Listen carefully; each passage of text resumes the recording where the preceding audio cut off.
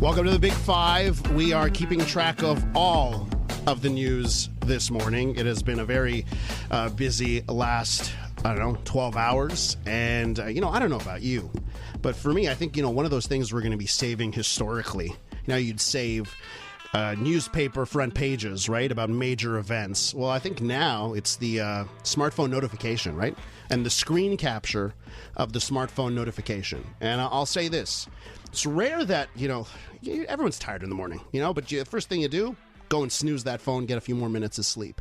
Couldn't do that this morning because when I grabbed my phone to do that snooze, saw the notifications. And when you see 63 Canadians dead, you wake up, right? A very sad day for Canada with 63 Canadians killed in that plane crash in Tehran. We're keeping track of that. We're keeping track of the situation which is happening in Iran and the military action that happened last night. Seems like a de-escalation.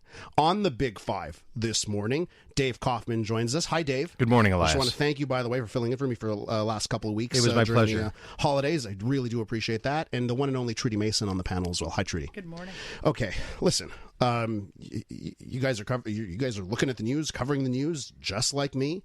You wake up this morning, and then we have the report of this situation in Ottawa.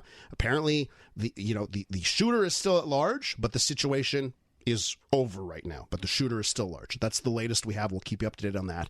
You wake up this morning and you see all of these things, all this news. What's going through your mind, guys?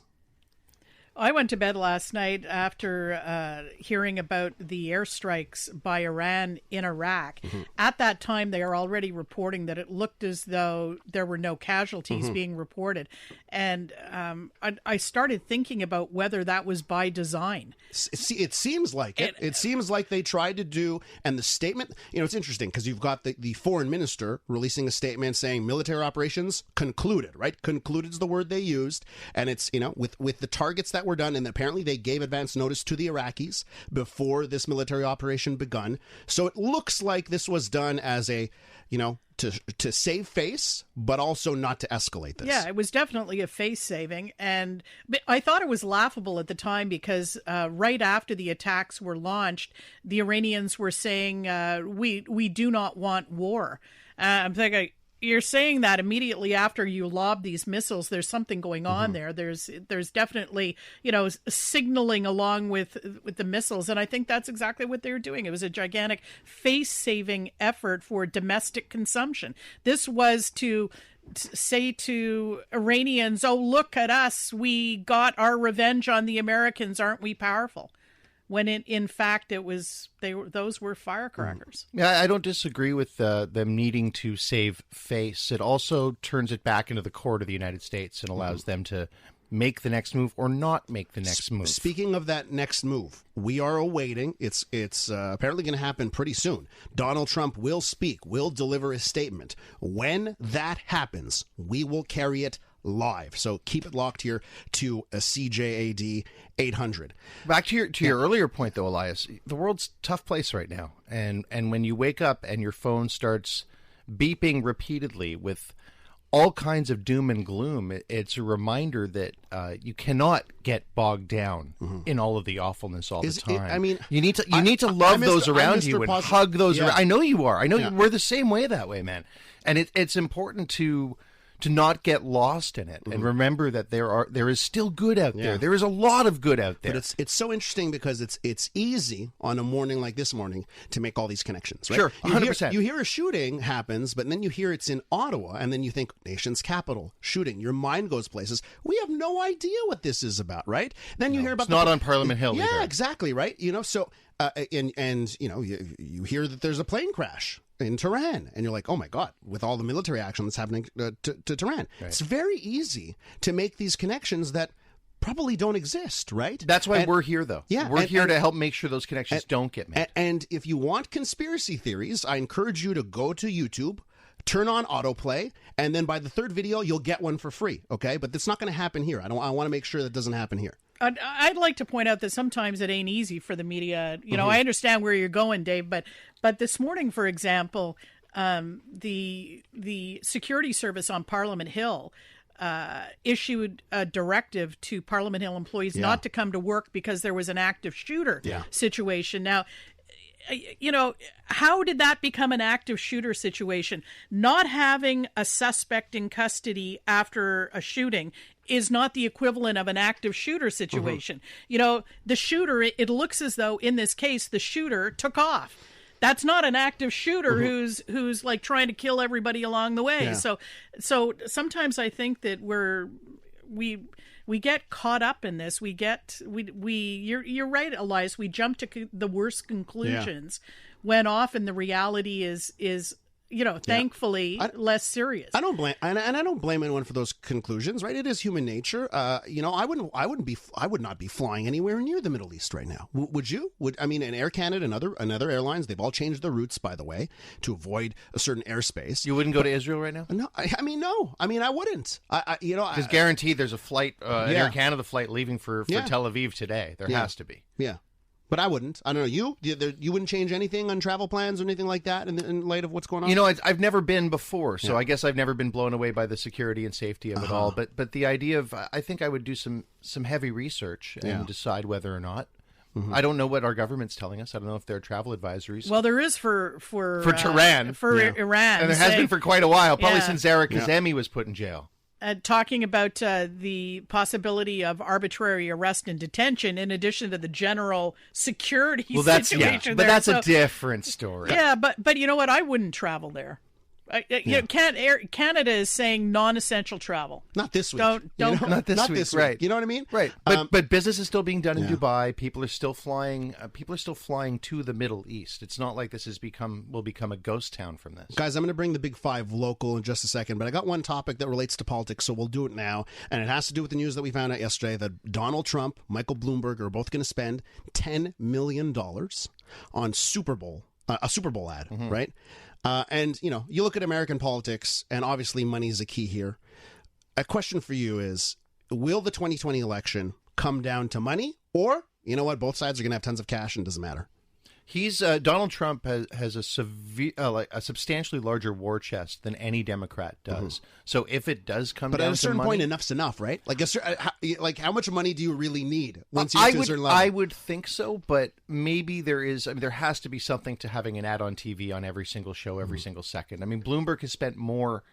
in the first 2 months than all of the other Democrats put together. Well, what's he polling at? But I'll tell you, Elias, it makes me really happy that CTV, that the law came down, and now we have to watch Canadian commercials during the Super Bowl. Yeah, we're saved. There's my little plug for the company. Yeah. Thank you, Supreme Court. Yeah. Well, it just kind of boggles my mind that the notion that the Republican or the Donald Trump re-election committee, because that's where the money is coming from, thinks that there are minds to convince. Yeah.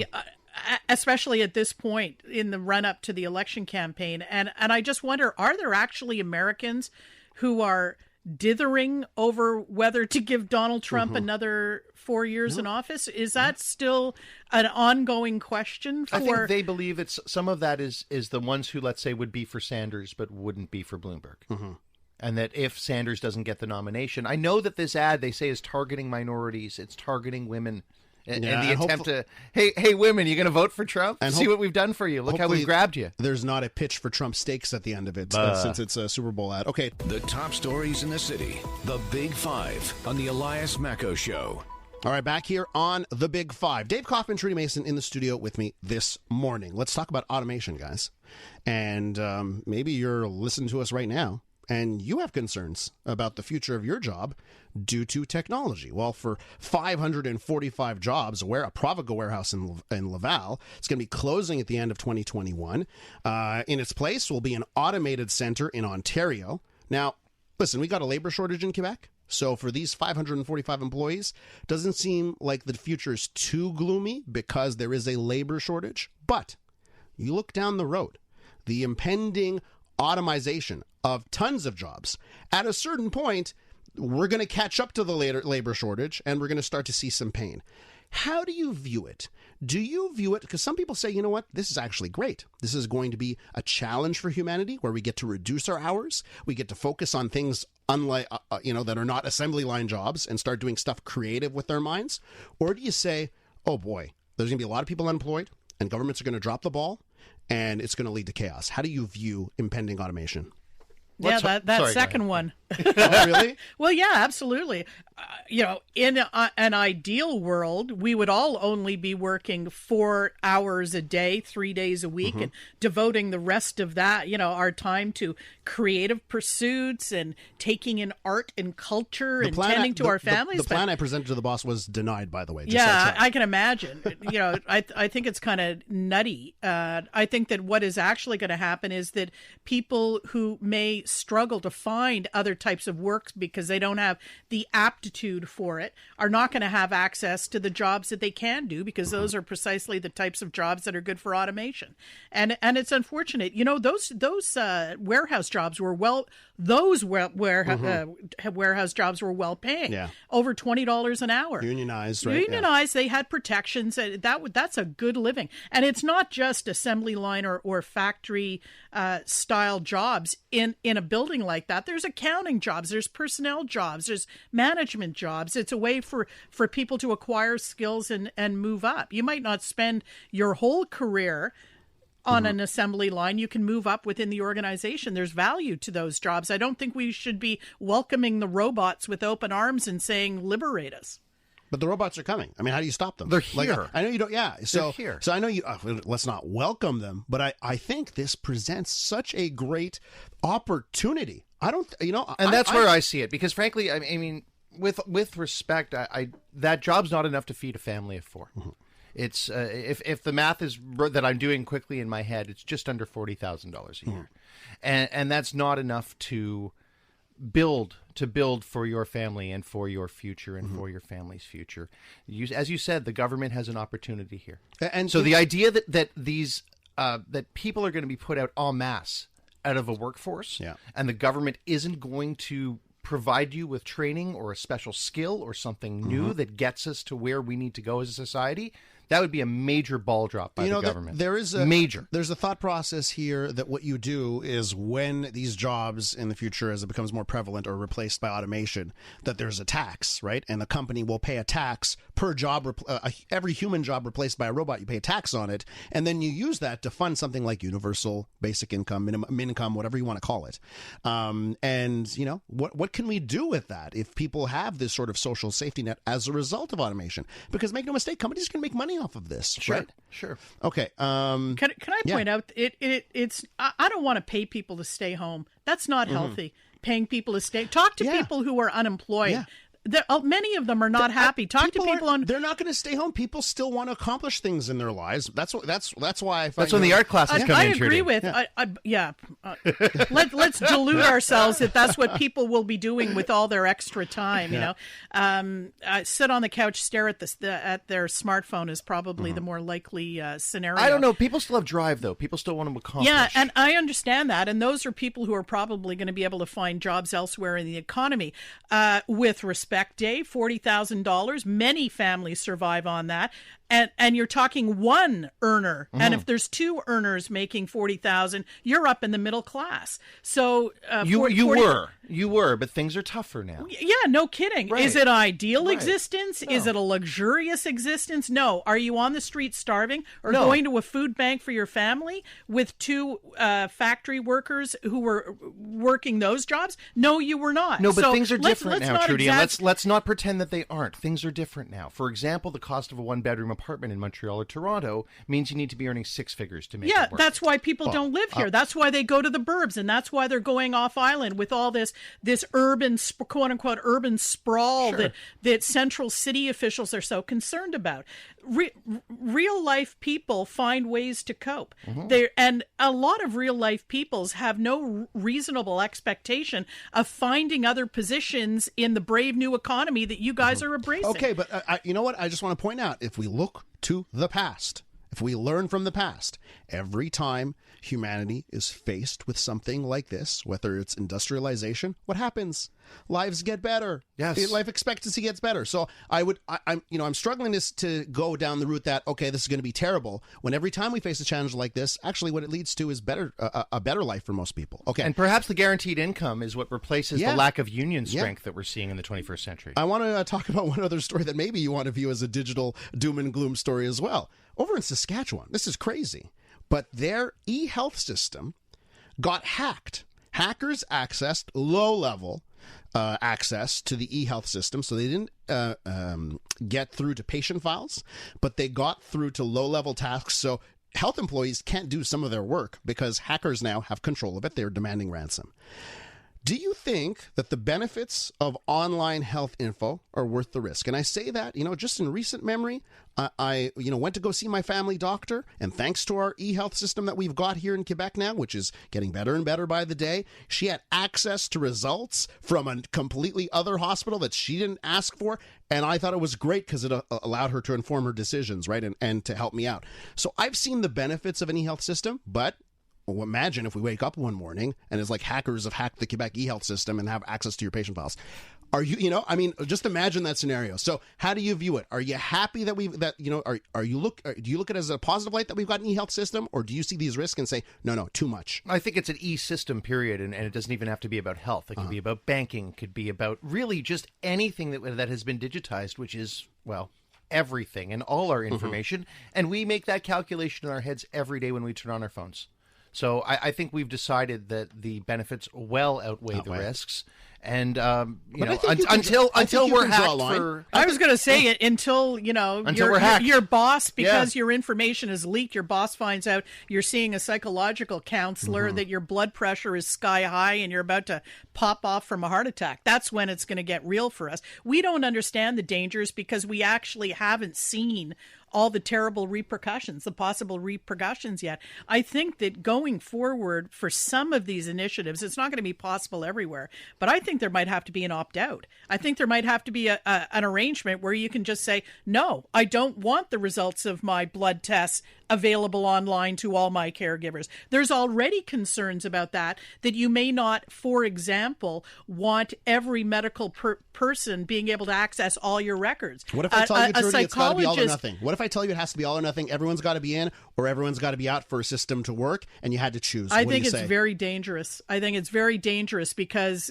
this ransom demand that's being dealt with now in another jurisdiction, that's the tip of the iceberg. That's a system being held for ransom. Wait till it's individuals, and it's you being, jacked for thousands to keep your health information from being released online or to your friends or to your employer. Yeah, but that's happening in other realms right now. And on the opposite end, what about all the examples of your healthcare practitioners having access to this stuff, and you can go from one clinic to another hospital and they have access to everything, and how that can save lives, right? So, how on earth did we cope 5 years ago? Well, I mean, we might live longer now. No, well, we might live longer. We might, or there might be absolutely no effect on longevity because it all depends on the situation. Is it handy in some circumstances for a doctor to be able to get instantaneous access to all your information? Yeah. Imagine not having to answer the same questions over and over. I'd rather answer the questions actually than have every single caregiver in every single institution being able to look me up.